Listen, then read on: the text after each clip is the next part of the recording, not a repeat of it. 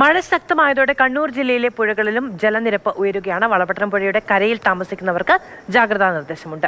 ഇരിട്ടി പുഴയിൽ ജലനിരപ്പ് ഉയർന്നതോടെ പഴശ്ശി ഡാമിന്റെ ഷട്ടറുകൾ തുറക്കും. കർണാടക വനമേഖലയിൽ ഉരുൾപൊട്ടിയതായും സംശയിക്കുന്നുണ്ട്.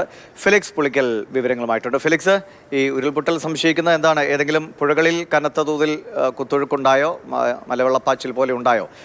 അങ്ങനെയെങ്കിൽ ഏതൊക്കെ ഭാഗത്ത് കൂടുതൽ ജാഗ്രത പുലർത്തണം?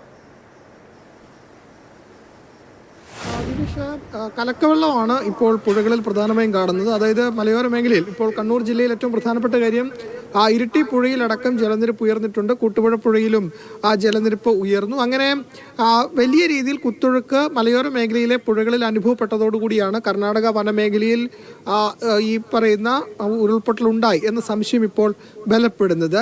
അതോടൊപ്പം തന്നെ വളപട്ടണം പുഴയിലും ജലനിരപ്പ് ഉയർന്നിട്ടുണ്ട്. കാരണം ഈ പുഴകളിൽ നിന്നും വെള്ളം ഒലിച്ചു വരുന്നത് വളപട്ടണം പുഴയിലേക്കാണ്. അതിനിടയിൽ പഴശ്ശി ഡാമുണ്ട്. പഴശ്ശി ഡാമിൽ ജലനിരപ്പ് ഉയർന്നതിനെ തുടർന്ന് ഇപ്പോൾ 16 സ്പിൽവേ ഷട്ടറുകളിൽ 13 എണ്ണവും തുറന്നു വെച്ചിരിക്കുകയാണ്. അതുകൊണ്ട് ജലനിരപ്പ് ഇപ്പോൾ വളപട്ടണം പുഴയിൽ ഉയരുന്നുണ്ട്. അതിപ്പോൾ വളപട്ടണം പുഴ വേലിയേറ്റ സമയമാണ്. പുഴ ഒഴുകാതെ തിരികെ വരേണ്ട സമയമാണ്. പക്ഷേ ഇപ്പോൾ ഒഴുകുന്നതായി നമുക്ക് കാണാൻ കഴിയും കടലിൻ്റെ ഭാഗത്തേക്ക്. അതായത് ആ രീതിയിൽ മലവെള്ളം ഒലിച്ചു വരുന്നുണ്ട് എന്നതാണ്. വളപട്ടണം പുഴയുടെ തീരത്ത് താമസിക്കുന്നവർക്ക് ജാഗ്രതാ നിർദ്ദേശം നൽകിയിട്ടുണ്ട്. ഒപ്പം തന്നെ ഇരിട്ടി താലൂക്കിൽ ഇന്ന് പ്രൊഫഷണൽ കോളേജുകളടക്കം എല്ലാ വിദ്യാഭ്യാസ സ്ഥാപനങ്ങൾക്കും അവധിയും നൽകിയിട്ടുണ്ട്. കനത്ത മഴ തന്നെയാണ് ഇന്നലെയും ഇന്നുമായി ജില്ലയിൽ അനുഭവപ്പെടുന്നത്. ഇന്നലെ ഈ മലയോര മേഖലയിൽ ഇരിട്ടി, ഉളിക്കൽ, പേരാവൂർ തുടങ്ങിയ മേഖലയിൽ അതിശക്തമായ മഴ അനുഭവപ്പെട്ടു. ഏതായാലും ഇന്ന് രാവിലെയും ശക്തമായ മഴ ലഭിക്കുന്നുണ്ട്. ഇപ്പോൾ വളരെ ചെറിയൊരു നേരം മഴ മാറി നിൽക്കുന്നു എന്നൊഴിച്ചാൽ